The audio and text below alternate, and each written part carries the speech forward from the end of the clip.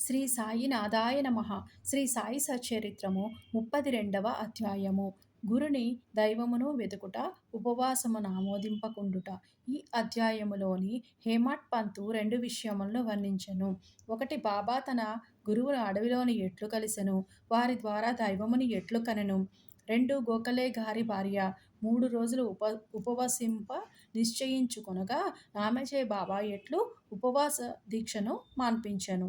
ప్రారంభమున హేమాడ్ పంతు సంసారమును అస్వస్థ వృక్షముతోని పోల్చుచు, గీతలోని చెప్పిన ప్రకారము దాని వేళ్ళుపైన కొమ్మలు క్రింద కలవనను, దాని క్రొమ్మలు క్రింది వైపు మీది వైపు కూడా వ్యాపించియున్నవి, అవి గుణములచే పోషింపబడుచున్నవి. దాని అంకురములు ఇంద్రియ విషయములు, దాని వ్రేళ్ళు కర్మను చేయించుచు మానవ ప్రపంచం వరకును వ్యాపించియున్నవి. దాని స్వభావము కానీ దాని ఆద్యంతములు గాని ఈ లోకమున తెలియరావు. వైరాగ్యమును పదునైన కత్తితోని ఈ బలమైన వ్రేళ్ళు గల అస్వస్థ వృక్షమును నరికి ఏ అతీత మార్గమును అనుసరించినా తిరిగి జన్మ లేదో అట్టి దారిని అనుసరించవలయును. అట్టి దారియందు నడుచుటకు దారిచూపు మంచి గురువు సహాయము మిక్కిలి అవసరము. ఒకడెంత పండితుడైనప్పటికీ వేదాంగములను బాగుగా చదివినప్పటికీ తన గమ్యస్థానమునకు సురక్షితముగా పోలేడు. మార్గదర్శియయుండి సహాయపడి సరియైన దారి చూపినచో మార్గములోని ఉన్న గోతుల నుంచి, అడవి మృగముల నుంచి తప్పించుకొని సుగమముగా పయనించును. ఈ విషయములోని బాబా అనుభవము బాబాయే స్వయముగా చెప్పెను. ఇది మిక్కిలి చిత్రమైనది. దీని ప్రకారము జాగ్రత్తగా నడుచుకొన్నచో నమ్మకము, భక్తి, మోక్షము ప్రాప్తించును. అన్వేషణము. ఒకానొకప్పుడు మేము నలుగురము మత గ్రంథములను చదువుచు ఆ జ్ఞానముతోని బ్రహ్మము నైజము గూర్చి తర్కించ మొదలెడితిమి. మాలోని ఒకడు ఆత్మను ఆత్మచే ఉద్ధరించవలెను కానీ ఇతరులపై ఆధారపడరాదు అనెను. అందుకు రెండవవాడు, మనసును స్వాధీనమందించుకొన్నవాడే ధన్యుడనియు, మనము ఆలోచనల నుంచి భావముల నుంచి ముక్తులమైనచో మనకంటే వేరైనది ఈ ప్రపంచములోని మరేదియునూ లేదనియూ చెప్పెను. మూడవవాడు, దృశ్య ప్రపంచము సదా పరిణామశీలమైనదనియు నిరాకారమే శాశ్వతమైనదనియు కావున సత్యాసత్య విచక్షణ అవసరమనియూ చెప్పెను. నాల్గవవాడు అనగా బాబా, పుస్తక జ్ఞానం ఎందుకు పనికిరానిది, మనకు విధింపబడిన కర్మను మనము పూర్తి చేసి తనువును మనమును పంచ ప్రాణములను గురువు పాదములపై పెట్టి శరణు వేడవలయును. గురువే దైవము, సర్వమును వ్యాపించినవాడు. ఇట్టి ప్రత్యయమేర్పడుటకు దృఢమైన అంతులేని నమ్మకము అవసరము అనెను. ఈ ప్రకారముగా తర్కించుచు మేము నలుగురు పండితులము భగవంతుని వెతుకుటకు అడవులలోని తిరుగనారంభించితిమి. తక్కిన ముగ్గురు వారి స్వతంత్ర బుద్ధిని ఉపయోగించి వెదక నిశ్చయించిరి. దారిలోని ఒక వర్తకుడు బంజారా మమ్మల్ని కలిసి, ఇప్పుడు చాలా ఎండగానున్నది, ఎంత దూరము పోవుచున్నారు, ఎక్కడికి పోవుచున్నారనియూ అడిగెను. అడవులు వెతుకుటకనియు మేము జవాబిచ్చితిమి. ఏమి వెతుకుటకు పూనుకొంటిరనియూ అతడు తిరిగి అడిగెను. ఏదో సందిగ్ధమైన యుక్తి జవాబిచ్చితిమి. ధ్యేయరహితముగా మేము తిరుగుట చూచి అతడు కనికరించి ఇట్లనెను, అడవుల సంగతి పూర్తిగా తెలియకుండా మీ ఇష్టము వచ్చినట్లు తిరగరాదు. అడవులలోని సంచరింపదలచినచోని మీ వెంట ఒక మార్గదర్శి ఉండియే తీరవలయును. అనవసరముగా ఈ ఎండవేళ్ళప్పుడు ప్రయాస పడదరెందుకు? మీ రహస్యాన్వేషణము నాకు చెప్పనక్కరలేదు. అయినను మీరు కూర్చుండి భోజనము చేసి నీళ్లు త్రాగి కొంత విశ్రాంతి తీసుకుని పిమ్మట పోవచ్చును. ఓపికతోని ఉండుమని అనెను. అతడెంత మృదువుగా మాట్లాడినను వారిని నిరాకరించి నడవసాగితిమి. మాకన్ని సంగతులు తెలియను కావున ఇతరుల సహాయం అక్కరలేదని అనుకొంటిమి. అడవులు పెద్దవి, మార్గములు లేనివి, చెట్లు దగ్గరగాను ఎత్తుగాను ఉండుటచే సూర్యరశ్మి లోపల ప్రవేశింపకుండెను. కనుక దారి తప్పి అటూ ఇటూ చాలాసేపు తిరిగితిమి. తుట్టతుదకెక్కడ నుంచి బయలుదేరితమో అక్కడికే అదృష్టవశాత్తు తిరిగి వచ్చితిమి. బంజారా తిరిగి కలుసుకొని ఇట్లనెను, మీ తెలివితేటలపై ఆధారపడి మీరు దారి తప్పితిరి. చిన్నదానికి గాని పెద్దదానికి గాని సరి అయిన మార్గము చూపుటకొక మార్గదర్శి యుండియే తీరవలయును. ఉత్త కడుపుతోని ఏ అన్వేషణమును కూడా జయప్రదము కాదు. భగవంతుడు సంకల్పించనిదే మనకు దారిలో ఎవ్వరునూ కలియరు. పెట్టిన భోజనము వద్దనకుడు, వడ్డించిన విస్తరని త్రోసివేయకుడు. భోజన పదార్థములు అర్పించుట శుభసూచకము. ఇట్లనుచు తిరిగి మమ్ములను ప్రశాంతముగా భోజనము చేయుమనియు బ్రతిమాలెను. నా మిత్రులు ముగ్గురు ఆ మాటలను లక్ష్యపెట్టక భోజనము చేయకుండా ప్రయాణమును సాగించిరి. వారి హఠమా విధముగా నుండెను. నేను మాత్రం ఆకలితోనూ దాహముతోనూ ఉంటిని. బంజారా చూపినటువంటి ఆ అసామాన్య ప్రేమకు లొంగిపోతిని. మేమెంతో తెలివైన వారమనియు అనుకొంటిమి కాని దయాదాక్షిణ్యములకు దూరమైతిమి. బంజారా చదువుకొన్నవాడు కాడు, యోగ్యతలు లేనివాడు, తక్కువ జాతివాడు, కాని వాని హృదయము ప్రేమమయము. భోజనము చేయుమనియు మమ్మల్ని వేడెను. ఈ విధముగా ఫలాపేక్ష లేకుండా ఎవరైతే ఇతరులను ప్రేమించెదరో వారు నిజముగా నాగరికులనియు ఎంచి వాని ఆతిథ్యము ఆమోదించుటయే జ్ఞానమునకు ప్రధాన సోపానమనియు అనుకొంటిని. మిక్కిలి మర్యాదతో అతడు పెట్టిన భోజనమును నేను తిని అనగా బాబాని తిని నీళ్లు త్రాగితిని. ఏమీ ఆశ్చర్యము! వెంటనే మా గురువుగారు వచ్చి మా ఎదుట నిలిచిరి. వారు అడుగుటచే జరిగిన వృత్తాంతమంతయును విశదపరచితిని. అప్పుడు వారు నాతో, వచ్చుటకు ఇష్టపడదవా? మీకు కావలసిన ఏదో నేను చూపెదను. నా యందు విశ్వాసమున్న వారికే జయము కలుగును అనిరి. తక్కిన వారు వారి మాటలకు సమ్మతింపక ఎక్కడికో పోయిరి. నేను మాత్రము వారికి గౌరవపూర్వకముగా నమస్కరించి వారి ఆజ్ఞకు లోబడితిని. అంతటా వారు నన్నొక బావి వద్దకు తీసుకుని పోయిరి. నా కాళ్లను తాడుతోని కట్టి నన్ను తలక్రిందులుగా ఒక చెట్టుకు కట్టి బావిలో నీళ్లను 3 అడుగుల మీదుగా నన్ను వ్రేళ్లాడదీసిరి. నా చేతులతో గాని నోటితో కాని నీళ్లను అందుకొనలేకుంటిని. నన్ను ఈ విధముగా వ్రేళ్లాడగట్టి వారు ఎచ్చటకో పోయిరి. 4-5 గంటల తరువాత వారు మరలా వచ్చి నన్ను బావిలో నుంచి బయటకు తీసి ఎట్లుంటివని అడిగిరి. ఆనందముతోని మునిగియుంటిని. నేను పొందిన ఆనందమును నా వంటి మూర్ఖుడెట్లు వర్ణించగలడు అని జవాబిచ్చితిని. దీనిని విని గురువుగారు మిక్కిలి సంతుష్టి చెందిరి. నన్ను దగ్గరకు చేరదీసి నా వీపును తమ చేతులతోని తట్టి నన్ను వారి వద్ద నుంచుకొనిరి. తల్లి పక్షి పిల్ల పక్షులను ఎంత జాగ్రత్తగా చూచున్నట్లు నన్ను వారు కాపాడిరి. నన్ను తమ బడిలోని చేర్చుకొనిరి. అది చాలా అందమైన. అక్కడ నేను నా తల్లిదండ్రులను మరచితిని. నా అభిమానం అంతయును తొలగెను. నాకు సులభముగా విమోచనము కలిగెను. గురువుగారి మెడను కౌగలించుకొని వారిని తదేక దృష్టితోని ఎల్లప్పుడూ చూచుచుండవలెననియు అనిపించినది. వారి ప్రతిబింబము నా కనుపాపల యందు నిలువనప్పుడు నాకు కనులు లేకుండుటయే మేలని అనిపించినది. అది అటువంటి బడి. అందులో ప్రవేశించిన వారెవరునూ రిక్తహస్తములతోని బయటికి రారు.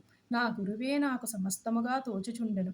నా ఇల్లు, నా ఆస్తి, నా తల్లిదండ్రులు అంతయును వారే. నా ఇంద్రియములు అన్నియును తమ తమ స్థానములను విడిచి నా కండ్ల యందు కేంద్రీకృతమయ్యెను. నా దృష్టి గురువునందు కేంద్రీకృతమయ్యెను. నా ధ్యానమంతయును నా గురువు పైననే నిలిపితిని. నాకు ఇంకొక వాని యందు స్పృహ లేకుండెను. వారిని ధ్యానము చేయునప్పుడు నా మనసు నా బుద్ధి స్తబ్దమగుచుండెను. నిశ్శబ్దముగా వారికి నమస్కరించుచుంటిని.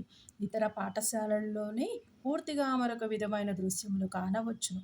భక్తులు జ్ఞానము సంపాదించుటకు పోయి ద్రవ్యమును, కాలమును, కష్టమును వ్యయము చేసెదరు. తుట్టదుటకు పశ్చాత్తాపపడెదరు. అక్కడున్న గురువు తనకు గల రహస్యశక్తిని గురించి తన రుజువర్తనము గూర్చి పొగడుకొనుచు తన ప్రావీణ్యమును ప్రదర్శించునే కాని హృదయమును మృదువుగా నుండదు.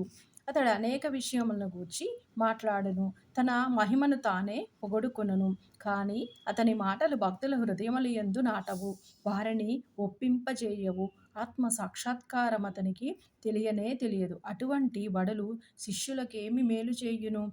వారికేమి లాభము? కానీ పైన పేర్కొన్న గురువు మరొక రకము వారు.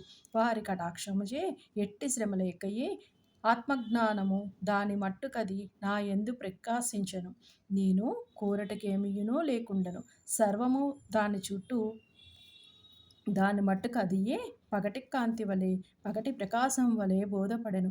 తల క్రిందుగను కాళ్ళు మీదుగను ఉంచుట వలన కలుగు ఆనందము గురువుకే తెలియను. నలుగురిలోని ఒకడు కర్మరుడు కర్మఠుడు అనగా కర్మల యందు నమ్మకము కలవాడు. అతనికి కొన్ని కర్మలు, విధులు, నిషేధములు మాత్రమే తెలియను. రెండవ వాడు జ్ఞాని. అతడు తనకున్న జ్ఞానమునకు గర్వించువాడు. మూడవ వాడు భక్తుడు. భగవంతునికి సర్వస్య శరణాగతి చేసినవాడు. భగవంతుడే సర్వమును చేయువాడని అతని నమ్మకము. వారిట్లు తర్కించుచు వివాదపడుచుండగా దేవుని సమస్య వచ్చెను. వారు తమకు తెలిసిన విద్యపైన ఆధారపడి దేవుని వెతుకుటకు పోయిరి. వివేకమునకు వైరాగ్యమునకు అవతారమగు శ్రీ సాయి ఆ నలుగురిలోని ఒకరు. పరబ్రహ్మ స్వరూపులైన కూడా వారెందుచేత ఇతరులతోని కలిసి తెలివి తక్కువగా ప్రవర్తించిరనియు ఎవరైనను అడగవచ్చును. ప్రజాభిప్రాయమును వారి మంచిని సంపాదించుటకును వారికొక ఉదాహరణమును చూపుటకును వారిట్లు చేసిరి.